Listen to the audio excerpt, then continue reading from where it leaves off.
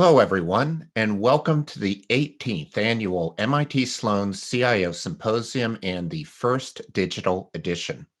I'm Alan Tate, I'm the Executive Chair, and I'm also your host today. This is Episode 8, the Innovation Conundrum. Should IT or digital own the digital innovation agenda? Well, we're going to find out. Please do me a favor and complete the survey that was mailed out to you on Monday. You can also find it within the community. For questions, go to the bottom of your Zoom screen and use Q&A. You can also chat amongst yourselves, but we won't be monitoring chat for questions. If you use social media, use hashtag MIT CIO, and also join the discussion in the community. Post to the 2021 Symposium program under the topic Innovation Challenges. So now I want to introduce moderator Michael Schrage. He is a fellow at the MIT Initiative on the Digital Economy. He's an author of The Innovator's Hypothesis, among other books. His current research explores the interplay of network effects with innovation and human capital. He is also a very patient and generous guy. So please join me in welcoming Michael Schrage. Thank you so much for that kind introduction, especially the patient and generous euphemism there. It's a pleasure to be here as the moderator. It's a terrific group.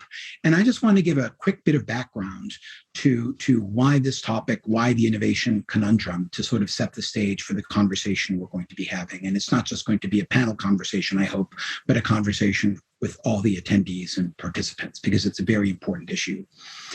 In the executive ed work that I do at Sloan and in my advisory work with larger organizations, legacy organizations, increasingly what I see, what I hear, what I experience is a tension between the legacy IT people, the people who make things work, and the digital people who are trying to transform digital experience, customer experience, user experience, bring a platform sensibility and network effect sensibility.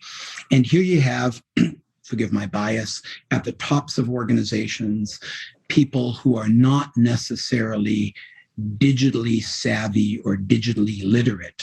And sometimes they have to moderate, sometimes they have to umpire, sometimes they have to facilitate this cultural, organizational, and technical tension between their legacy IT people, their IT people, and the digital people. Gee, we need to become more digital.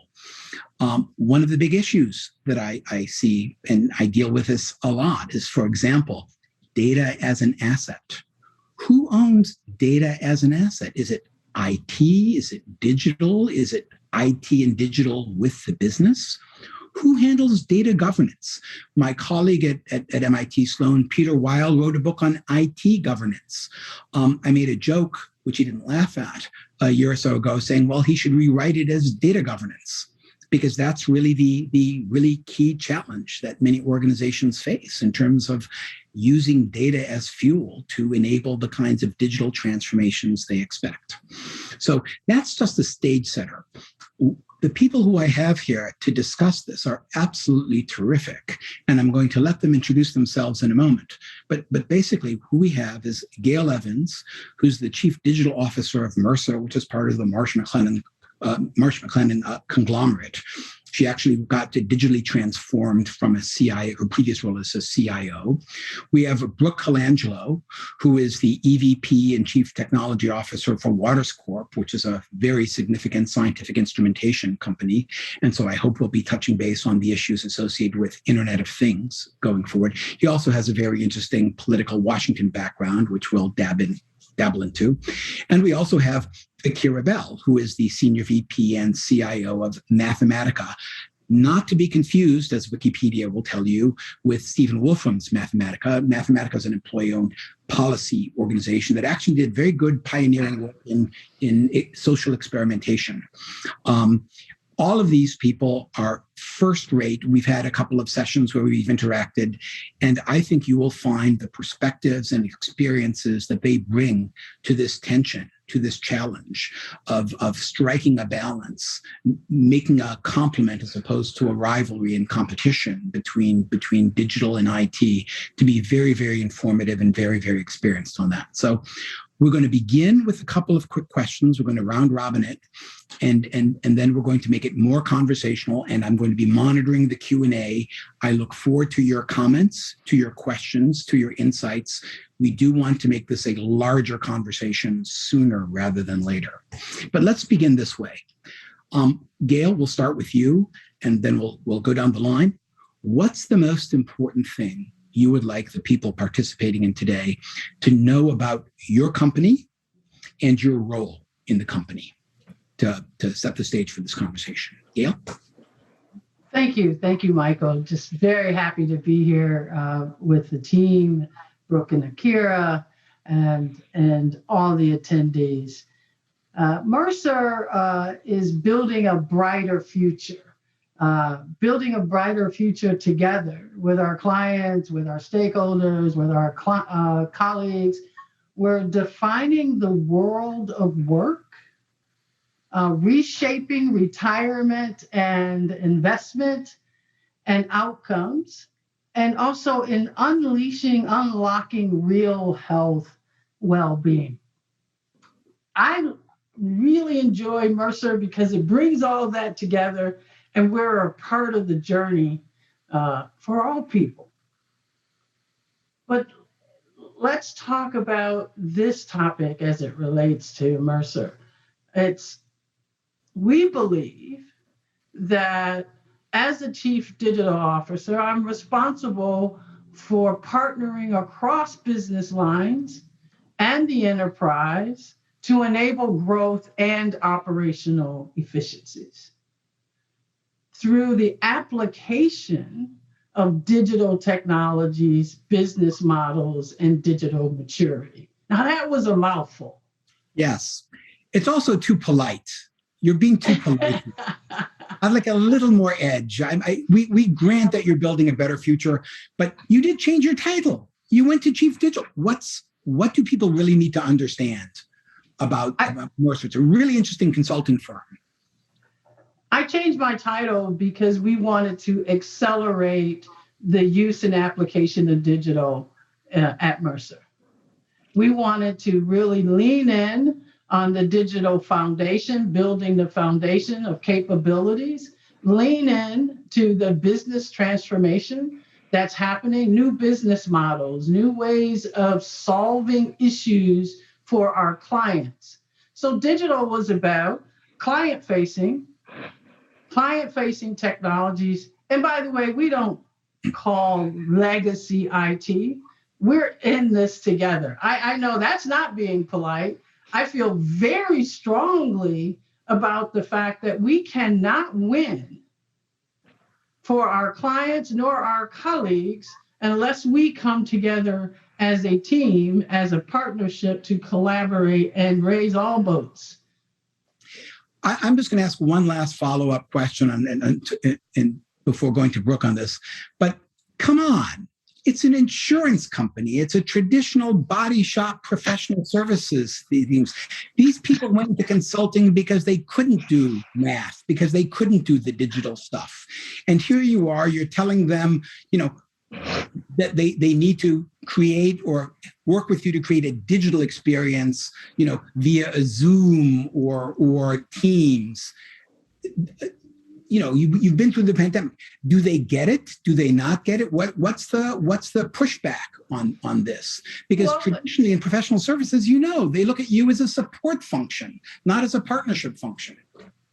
Well, we went through a journey, right? At first, digital was this thing over on the side that just happened to us. And we created what we call the digital ambitions. And those digital ambitions were a part of our business strategy. It wasn't some other group's responsibility.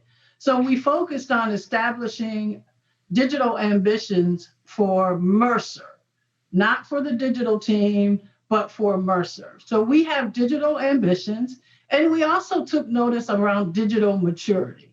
And we looked at the 7 pivots of digital maturity, ecosystem, digital savvy, intelligent workflows. And we began a journey of educating our teams, our colleagues, our management on digital maturity. Because in the future, by the way, we are not just a company of insurance, folks. We do a lot more than that. But I did say you were cute, Michael. It was cute. Okay. It was cute. But we look at the value for our clients in our workforce, in our career practice. We also are looking at ways in which we can use data to help in health and well-being. And we also want to ensure that your investments and you're ready for retirement. So with that, we were able to establish the right ambitions, establish the maturity, and get buy-in and leadership from the executive leadership team, because it happens around that table, right? Our CEO, Martine Ferland, has that leadership to bring it all together at the business level for success. Well, she's an actuary too, I understand. We're going to go into great depth. Yes, at least they understand data and probabilities. But we'll go into details on the ambition and maturity as we loop around. But on that notion of pivots and maturity, and Brook, we'll go to you. You also have an interesting background in that you came from Houghton Mifflin, which is about as legacy can get. And now you're at the Waters Corp, which is, as I mentioned, a scientific instrumentation, analytic instrumentation organization. What's the most important thing you want people to understand about Waters and about your role there in your EVP and CTO role? Actually, CIO, but I'm sorry. I think we're at this exciting crossroads of transformation happening. I think we just saw it, right? The revolution of a vaccine in 12 months. Science is about to go through what we think is really a renaissance period, almost what industrial military went through post 9/11. We see that the world of science and medical science is going to go through a total transformation in this, and the opportunity here is really, how can digital transform that opportunity? How can we really accelerate the outcomes that our customers are looking at? And so as we looked at our digital transformation for Waters, we looked at it in terms of, what do our customers want, right? What do our customers look for, right? Our customers use our scientific equipment to ensure that the drugs that we all use are safe, healthy, and produce the results that they're supposed to do. So stepping back in this, we look at not what is the task they're trying to complete, but how do we partner and drive science through a whole new connected methodology and how we drive it forward? Right? Technology can drive outcomes, and what we need to do and think through this is how to do it. Brook, give us a use case. Is it a Pfizer? Is it a Merck? The American Merck, not the German Merck?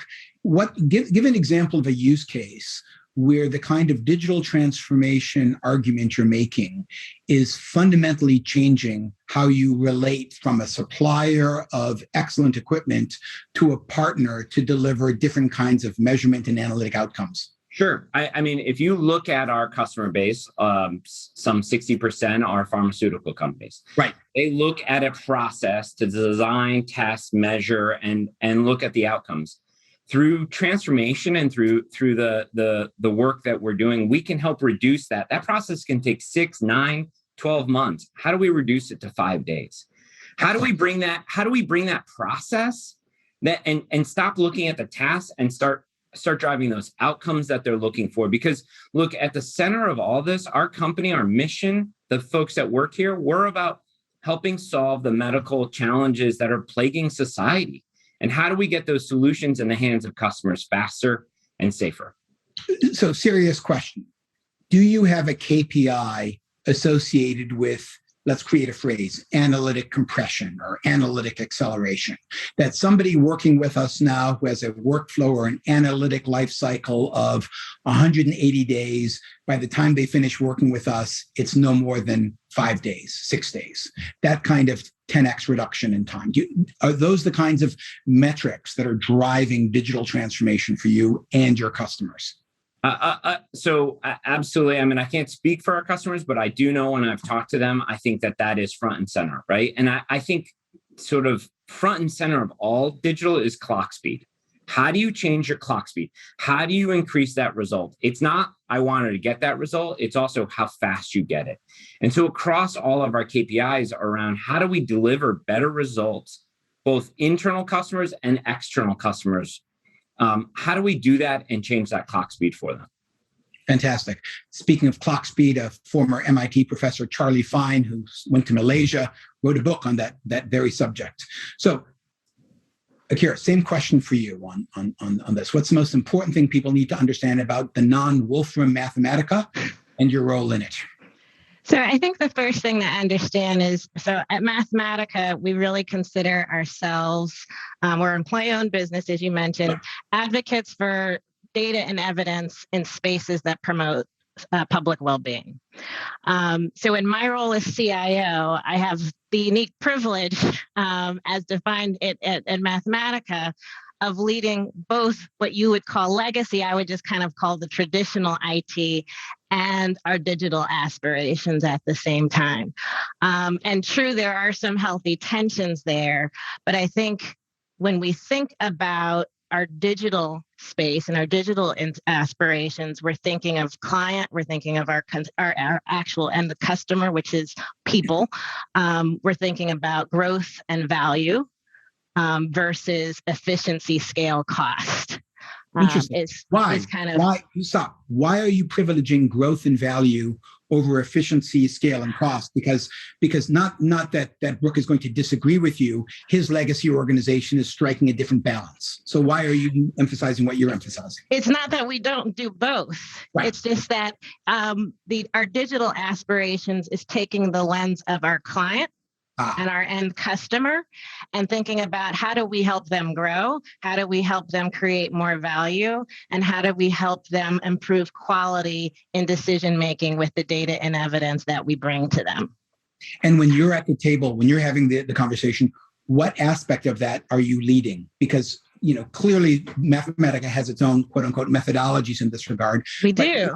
But they're increasingly and overwhelmingly becoming digitized. It's not a traditional IT function. It's digital. You need to care about the user experience on this. So does that generate resistance, not so much from your clients, but does that generate internal resistance?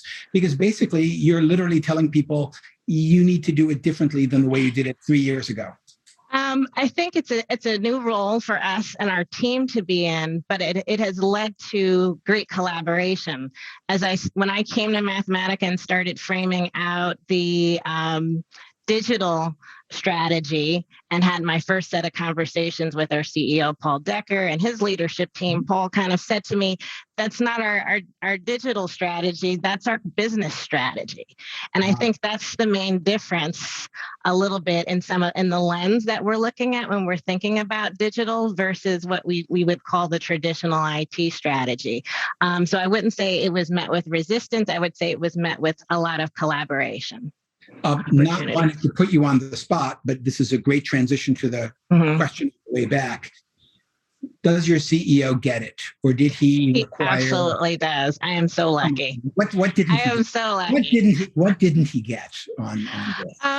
I think so he definitely gets where we need to go and why that's important for the business. And I will continue to say I'm so lucky, and he does not pay me to say that. Okay. However, there are certain aspects of how we get there that we have to have a little bit more wrestling in the discussion. The speed of what we get there, the cost of how we get there, what are the trade-offs that happen, and even the discussion about that tension between traditional IT. So the maturity of traditional IT had to transform itself at a certain rate in order to empower and accelerate the digital transformation. Those two had to happen together. That's perfect for the transition to the next question on the way back. Mm-hmm. What's the most important thing the people, that the CIOs and the CDOs listening and participating in this need to understand about how you are drawing the line, how you are making distinctions between traditional / legacy and the digital ambitions that you have and that you say your CEO has bought into? Yeah, I think the way that I would describe it in most simple terms with them is thinking about infrastructure and internal operations and capabilities versus the ability to serve our clients. And sitting somewhere in the middle of that space, which he really understands, that is when I talk to him about digital trust. Right. And that's a topic that is of supreme importance to my clients. They need and they're steward of their data, right? We're running all kinds of research and data experiments, social experiments. We have to be trusted with the data, not just from a cyber perspective, but a privacy perspective and also an ethical perspective. So that is the perspective where these two have to meet. Our traditional IT has to support the privacy and trust basics and frameworks to make that digital transformation work and be credible and a leader in our field. So just to do a snap before I move back to Brook on this. So digital trust is one of the core values that has turned into an organizing principle for digitizing actual processes and client management relations. Correct. That's pretty clever. So that's one of the ways you've gotten the CEO and the rest of the organization to buy in, because who doesn't want to build a trustworthy capability in that regard? Absolutely. We do, and our clients definitely do. Good. So one of the key points, for apologies to folks in the classics background, you've come up with a very good rhetoric of transformation by using words like trust on this, which is particularly impressive given your OR background, but we'll come back. But yes. So Brook, leveraging this question to you in terms of this balance between legacy, traditional, and digital, and the CEO, and you have a CEO who came from, Millipore, a fairly new CEO. What do people need to understand about where you're drawing the line here and where you want separation, infrastructure versus client focus, customer focus, et cetera? I think the center of all this is, a couple of things. One is digital is not a thing. It's also not a technology, and it's not a person, right? Digital fails when you focus on the tech. And I think, my colleagues here, I think you're hearing this center view is that digital is really around a customer outcome. And when you put that first, right, we have centered both around IT is around a really simple equation. Customer success plus employee success equals water success, right? And so how do we drive that forward? It's putting that customer in the center, and that has cascaded all the way through the IT organization. So we have really wrapped the mindset and change within IT around a couple things. One is this challenger mentality. Challenge what we used to do. Challenge what we think is right. How do we move faster? How do we do that? And it's all centered on, my husband's a fourth grade teacher, so I learn a lot of the evolution of teaching every night. And what I've centered a lot of our foundation on here is really growth mindset.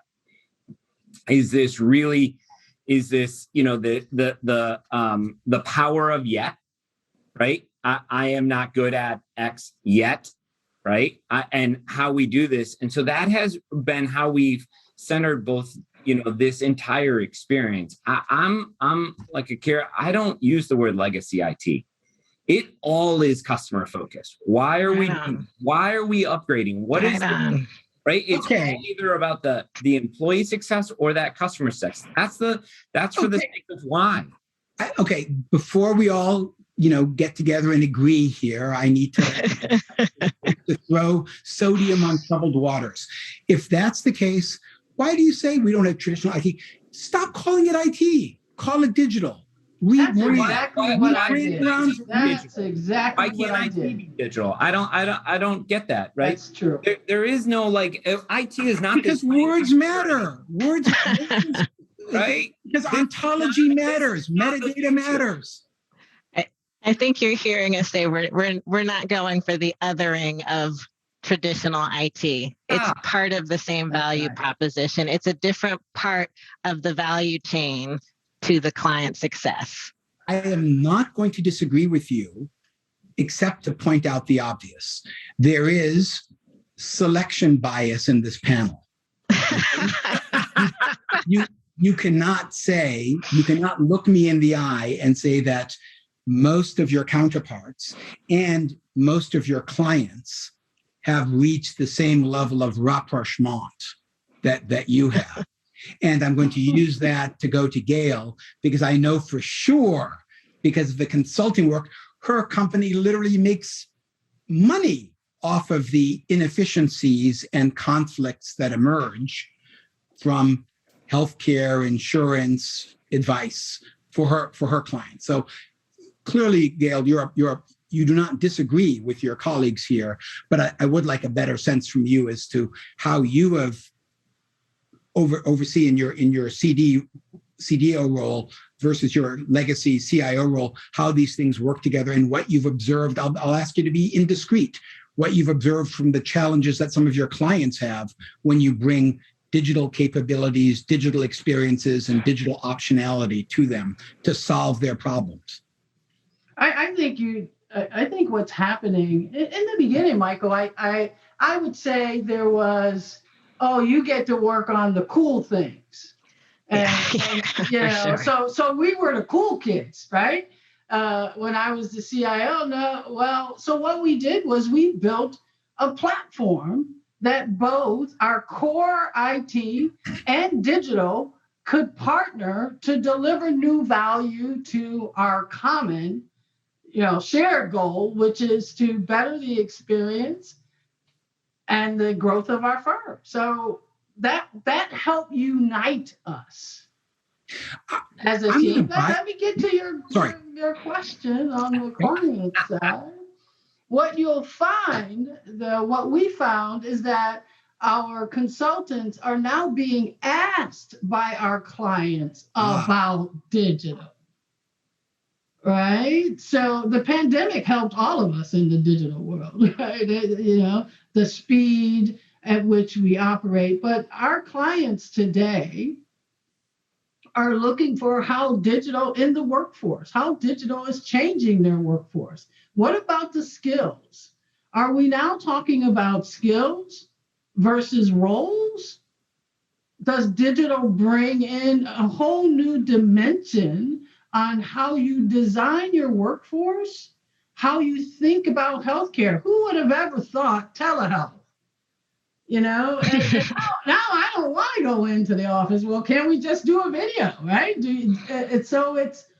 It's changed the way our clients across industries are asking for services from Mercer. And with that, we're able to speak about our own transformation, but also look at our solutions and our services to offer new products and services to that's a terrific answer, and I want to drill down and ask you to answer this. Oh, I'm scared of that, Michael. When you drill down, I'm scared of that. I'd like you to answer this question in a way that's going to be actionable for the people on this call, because you identified a very important dichotomy, a split: roles versus skills.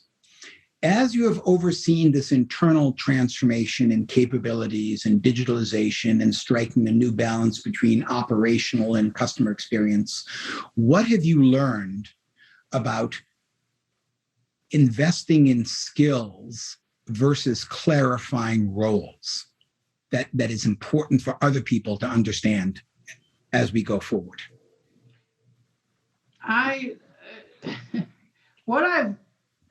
Early on, I think there was this holding on to my role. My role was the currency, and what we've been on a journey. And by the way, Mercer does have a product offering. I just thought I'd do that little commercial there.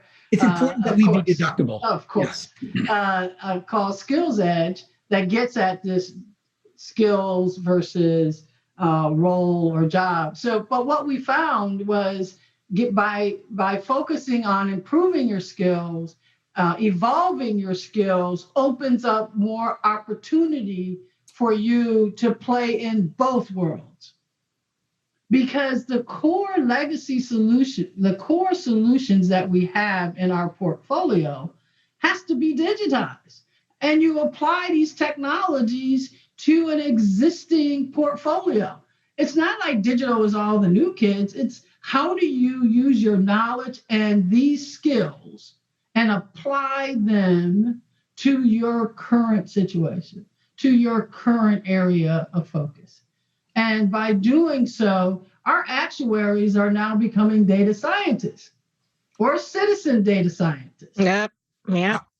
I will point out or that the actuaries, CEOs, if you may. Yes, the actuaries I know already, they consider themselves the original data scientists. But Yeah, Brooke, you had a that comment too. that you wanted to make on this. But I mean, I was going to say, I think on the role situation, and I just think back about this, what Gail's saying is, I remember if you all think about this, there was definitely certain consulting advisory groups that talk to CIOs constantly. And I remember around 2012, 2014, the CDO was taking your job as a CIO. Right. That was a major theme for many, right? But what Gail's just talking about is really, no, it's not the title, it's the outcome you're doing, right? So Akira and I both have CIO titles, but it's the same outcome we're driving, right? And I think, I there was like a moment where I was like, I'm not going to another one of these things that's like the CDO is taking the CIO's job, right? Fear mongering amongst the like consulting firms. And I think that's the purpose of this. It is, how do you evolve both the workforce and your team to think in this new methodology and mindset? Yeah, and that, debunking and removing the fear has to go beyond just our technical organizations or our digital organizations, because the skills, as Gail put it, have to change and become more digitally mature and savvy outside of our teams for digital transformation to be fully realized. And that's, one of the I think not clearest cut part of the roadmap is how do you transition all these other job families and roles to become their future digital selves. So one problem I have in listening to this is because I very much like the sensibility and organizing principle, but then I think back to the questions I hear in the exec ed stuff and the stuff I see via Zoom or Teams when I'm working with clients. And the questions that they're asking me, we'll talk about data in a moment, but one of the questions they're asking me is RPA, automation. Where do we draw the line? Yeah, we want the workplace to have more skills, but we want to automate this. We want to increase the speed. Gee, I think Brook was talking about that. Mm-hmm. Humans can't do that. We need to automate these things. And the arguments that I hear, and they are arguments, is, gee, are we going to get a better return on our dollar invested, on our euro invested, augmenting a human or a team, or automating this particular process, or giving the client an API and an SDK and have it be DIY? Is that enough acronyms for you? So how do you help? And by the way, it's not even clear in the organization who owns this. Is it the account team? Is it the marketing team? Is it digital? So these are real world situations that I would imagine all of you have to deal with. Tell me how you're dealing with it. I don't think it's a one size fits all question, though. That's why I asked the three of you. But I think, was a loaded question. It was a very loaded question, but it was also, How one well do you know me? that leads to it depends on the solution that you're trying to solve for. Certainly there are situations where RPA and automation are the absolute best option to go to, and there are going to be others where you're doing something more additive to the workforce and processes and things like that. So it really just depends on. I want your heuristic. I want the Mathematica heuristic on it depends, because you've already said earlier that one of the discriminators that you use is, does it build or put digital trust at risk? Yeah. So clearly, you're not going to be automating things that expose the surface area and create vulnerabilities. I want you to give our participants insight into how you handle the it depends. And I'm going to ask the same thing of Gail and Brook on that. So, a lot of times, I'll think about our probably our most critical area in the trust space is thinking about how we use AI and predictive analytics in social areas. In some areas, removing the person from a decision process actually improves an equity outcome. Right. Right. And in some cases, it actually proliferates an inequity. Right. So it's really important for us to have the right balance of automation and technology paired with that social scientist to have the right outcome at the end. So we've got to adapt both some automation and both some governance and oversight to create that digital trust that we're looking for, but we can't do it with a all or nothing. That's great. And I just want to make a clarification point before I go to Brook on this, because I think that's terrific. And we have a question from somebody saying, do we need a chief automation officer? But what you said is very profound, because you've identified that there's an issue of intrinsic bias that may come from the data itself. Correct. So you have a bias issue, and because of this balance that you seek, you have to take data lineage and data quality more seriously now than you might have even 3 or 4 years ago. Yep. Have you done that with the way you do data management or data governance right now? Absolutely. That's part of our digital transformation has to include the data management, the data ops, the data governance, and part of our trust roadmap includes things like how do we eliminate or minimize bias.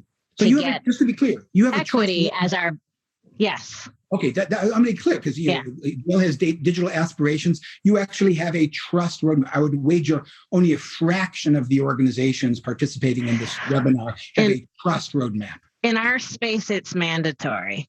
We're talking about, healthcare, education, really important social topics that impact vulnerable communities.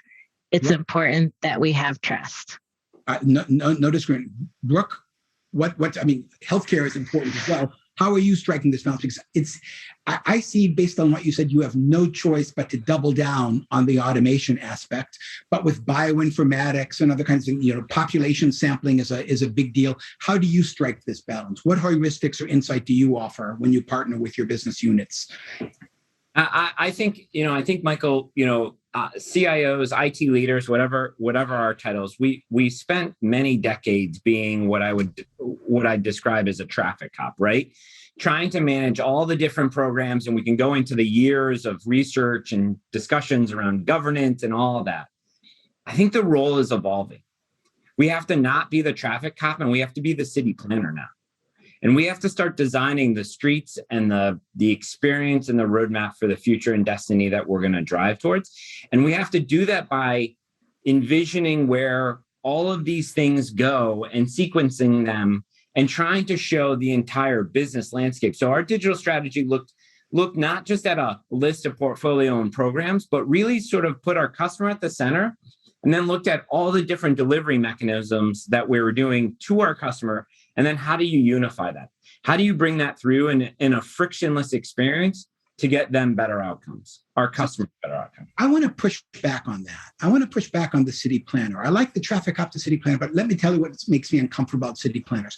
City planners are sort of insulated from democratic and popular forces.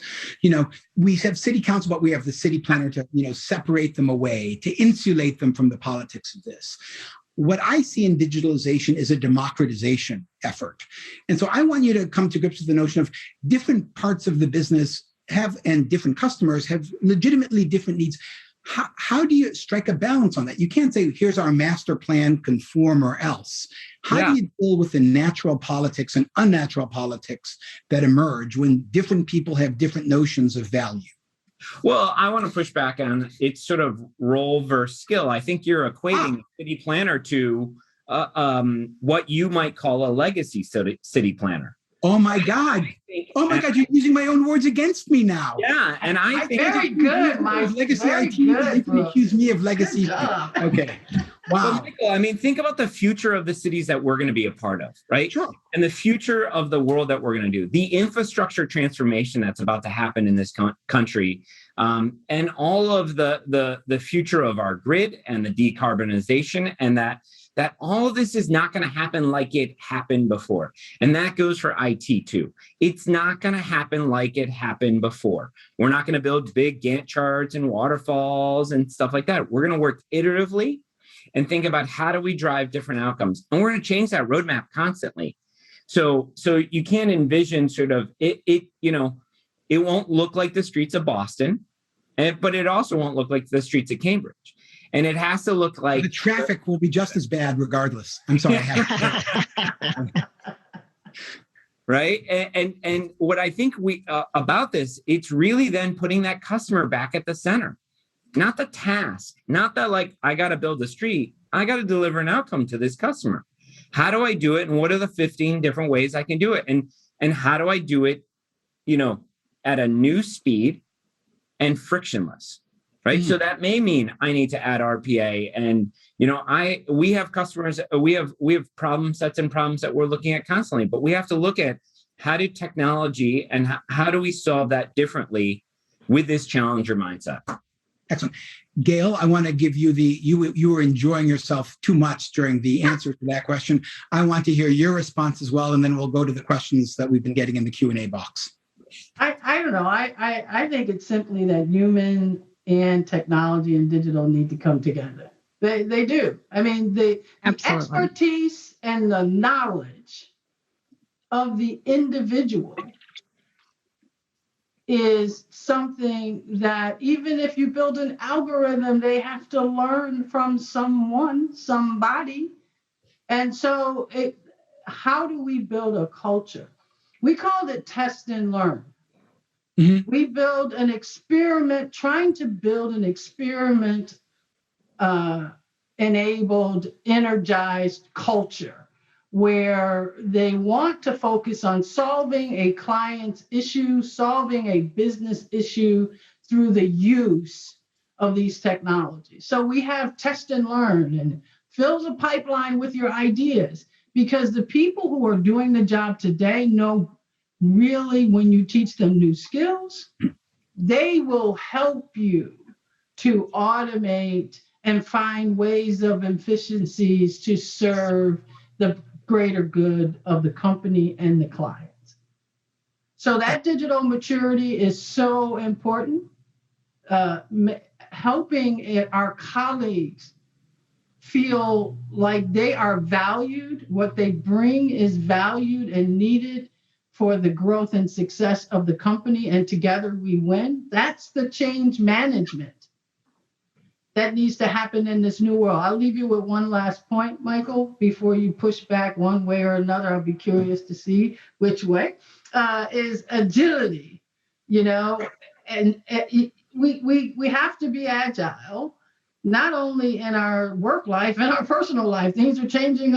I didn't think I'd be locked down in my home for over a year. So we have to embrace change. And how do we start to build that culture?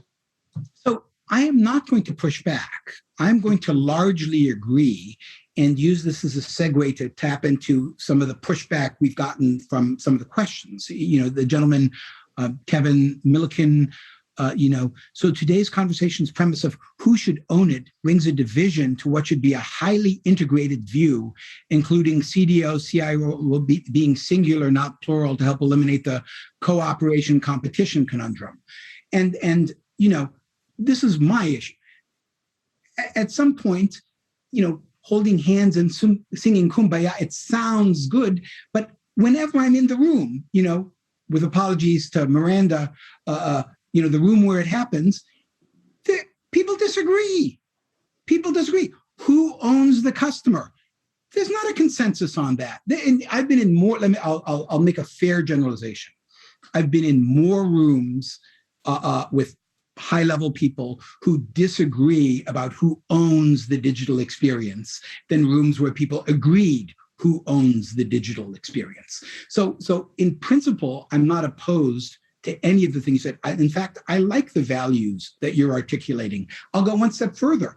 I actually believe you guys are living the values you're articulating. That said, I don't believe for a moment that there aren't arguments in your organizations. I don't believe for a moment that there aren't fundamental disagreements that become easy to play out in a digital environment. And Yes. that's what I want guidance on. Please. I don't think, though, that the argument around who owns the customer is between digital and IT, though. That's true. So I think where it lays is Nice it catch. IT? Yes, I got let in the room. Where it lays is between IT and or digital, whichever you want to define that and our business leadership. And then there's sometimes this ambiguous space where there are digital revenue channels. And is there a business unit that owns that, or is there a digital business owner that owns that and that customer? But hold on a second. But you've beautifully framed it, because there's, for many traditional business people who are used to, quote unquote, cooperating with traditional IT, they're being forced to have a different kind of conversation in this regard. It used to be, we give the requirements, we give the specs, you build the thing, and back to what Brook said about the waterfall, et cetera.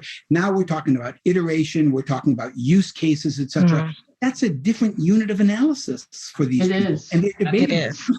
Go ahead. And that's why I don't think there's a clear cut. We can't write a book who says who owns it, right? First, I think, to your point on that, there's certainly tons of debate. Debate is healthy, right? Debate is awesome. And that just means engagement. Smooth talking devil. Thank you. Yes. It is, but it does. I mean, debate is awesome. And I think it's not clear cut in different situations, right? I can tell you in our digital commerce journey, there's multiple different conversations on who owns it. But I can tell you, ultimately our CEO is talking about it in our earnings today, about our 45% increase in traffic and visibility and that transformation that we're going through. But the debate happens at a sort of each level, and I think there's no clear-cut answer. Is it the CIO, CDO, whomever? But it can't be that cut and dry.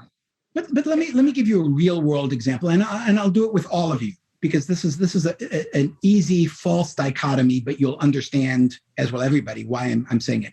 Here you are, you have this wonderful product portfolio, but the reality is, you could do instrumentation as a service. You could platformize a lot of what you do. Yeah. I can see that creating a real tension between the brand manager or product line manager and the enterprise of, do we want to create a platform experience or a product experience? I see. Or a service experience in my case. Even better. Thank you, Akira. Exactly. So now, these are, just to be fair, these are all legitimate debates. I just want to get a sense of, how are you the traffic cop or the city planner for that one? For me, I think it's the city planner. I'd say the city planner as well. Yeah. You guys like city planning way too much for me. I'm getting nervous. I'm moving to the suburbs on this. It's exciting to view the future and show it, right? I think also the great thing about being technology leaders is we're exposed to more transformation, more business model transformation, more exposure through our vendor partners. They're there. They're moving forward in this mindset. And for us, it's how do we help our business understand that transformation? You're right, we sell mega powerful scientific boxes that help with scientific breakthroughs.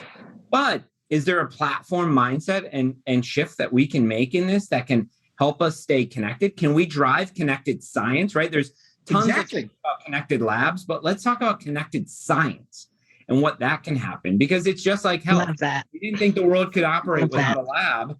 And now what did we do in the last year when we were in this lockdown? Right. So I think we are also the evangelists for the revolution that technology is going to bring. Akira? I agree with you, Brook. and I think it's I'm sorry, Akira. Go ahead, Gail. No, I think we have a new skill whether you're the CDO or IT. We have a new skill. Exactly. And we see the business through a different lens. Exactly. We will introduce, like I'll introduce platforms and ecosystems. Look, Exactly. we need to be in that business. Yes. Are we in the business? Should we be thinking about ways in which we participate in other ecosystems?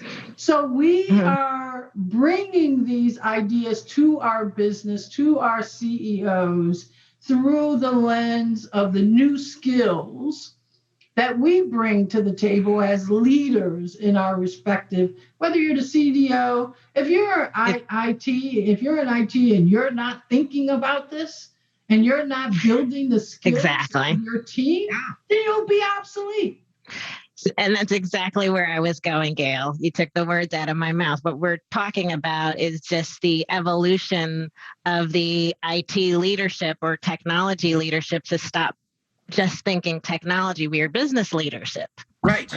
Yeah. And if the enterprise has accepted CDOs or CDIOs as business leaders, then off we go. If it's sometimes you guys are those guys over don't. there in the room, well, but then there will be a tension and there will be a resistance. But once you are seen as a business leader, and I won't even say business partner, but a business leader, good for you, focusing on the growth and the mission of your organization, and technology just happens to be your lever. It doesn't just happen to be, it is your lever. It is my lever, but I mean, I'm no different than all the other C folks sitting in the room with me. Right. Yeah. Right. They have a different lever. So speaking of lever, we're going to go from a lever to a bat. Yes. So one of the questions, I swear to God, I'm not making this up. One of the questions that just came in is, who enforces the digital their word, not mine. Yeah. Who enforces the digital transformation in your organization? Enforcement. Compliance, city planner. Okay, who does enforcement? Is it principles-based, compliance-based, or what happens? You've come up with this technology vision, skills versus roles. Who enforces? Data issues. Who's the enforcer? For us at Waters, it's our CEO. Okay, it's our CEO who believes in a big data lake vision, cloud data platform that will take our disparate data sources and drive to new outcomes. It's our CEO that's talking to the street around our digital commerce journey and transformation. You know, he or she, they in any company is the leader and owner of this transformation. We're the enablers. We need to paint that vision. We need to show them how to do it, and we have to execute, pristinely to do it. But they own this, as well as the board and our stakeholders. My only pushback on this is, I think there's sort of like, my background is economics, assume a can opener. There's the assumption that the CEO has bought in.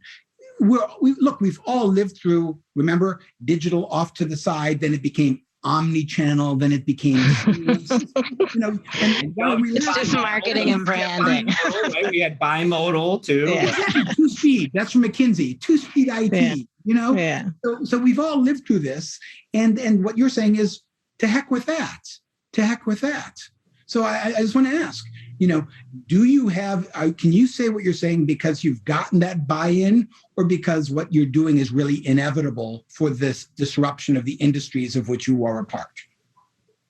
I could say for Mercer, we have a digital business council, which is Martine's Furlan's leadership team.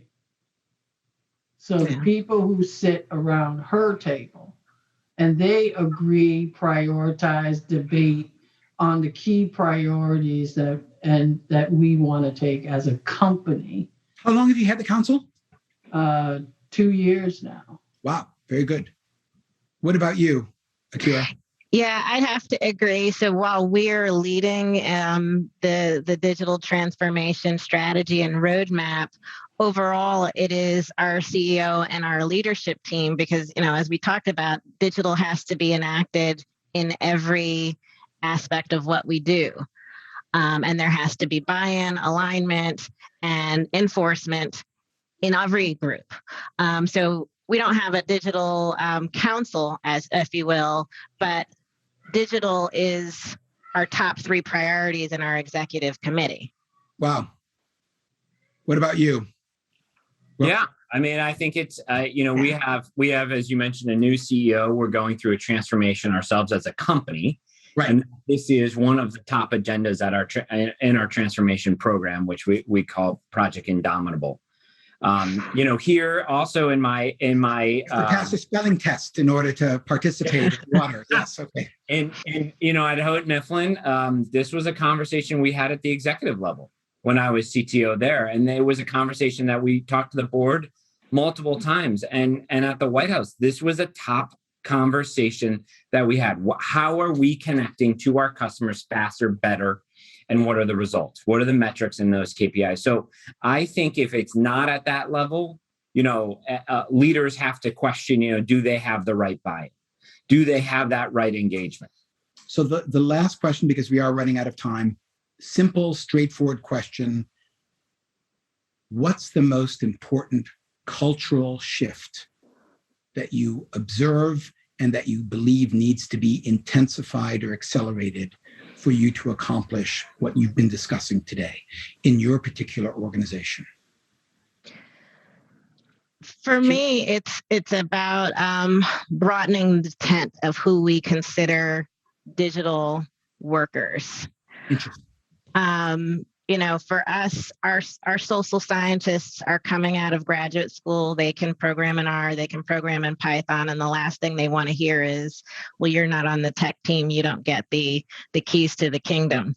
So we have to really work culturally at changing the way we've governed and operated to broaden the tent of who are the digital workers. It will eventually be most of the company.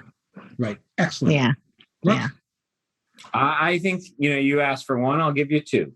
Okay. Right? I think the first one, you said don't agree, so I'm not agreeing. It's fine.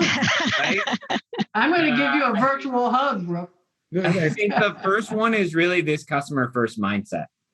Right? It's not around delivering a new experience because we need to. And there's so much tension in the IT world of us of like, I got to fix legacy, but why? Right? I want to, if it's a legacy web experience, anything, no, I want to solve a customer problem. Right. That's what I want to do. The second, and I just fundamentally believe in this, is taking this growth mindset, this challenger mentality, not just doing it the same way we've done, and believe in this power of yet. Excellent. Love that. Gail, you have the last word. Yeah, I agree with Brook. It is really about clients. It's being client centric. I know it's you pick up every book, it's like client centric. But when you live it and you focus on solving client issues and you take self out of the equation or role out of the equation and you focus on the client, that's what has made our journey successful. I'll give you one more. I do think that this whole digital savvy and raising all ships is so important because digital maturity, if I'm the only one in the room and I've been there, when I say ecosystem or API, I could see the eyes roll. Like, here she goes again. I don't know what the heck she's talking about, but here she goes again. And then you have to explain it 20 different ways. 7 times. 7 times. And so this digital savvy, there was an article I read, I thought it was an MIT article on how smart is your C-suite. Well, what can I say? How digitally smart, savvy. let me be specific, is your C-suite has now been correlated to growth and revenue growth. And I did take the opportunity to share that amongst friends. So we're back to the rhetoric point. I want to thank you all for your time, your openness, and for your willingness to disagree with me at every single step of the conversation here. And I want to kick it back to Alan. But again, my thanks to you, my thanks to the participants for their questions, many of which we weren't able to address, but I look forward to continuing this conversation in another form. All the best. Thank you. Alan? Well, that was fun. What a very dynamic conversation. So thank you to Michael, Akira, Brook, and Gail. And for the audience, let's continue the conversation. Please post your thoughts to the 2021 Symposium program under the topic Innovation Challenges. Join us tomorrow at 10:30. I'll be joined by Mike Grandinetti to lead an open discussion on innovation challenges, including this week's panels. Join us next week at 10:30 on Tuesday, where Mike Grandinetti again will lead a panel discussion on enhancing digital savvy communications. You just heard that that is an important topic. Please complete the survey. It was mailed to you on Monday and can be found in the community. Follow us on Twitter, Facebook, LinkedIn, and YouTube. And yes, replays will be posted in the 2021 Symposium program agenda. That's all for today. Bye for now.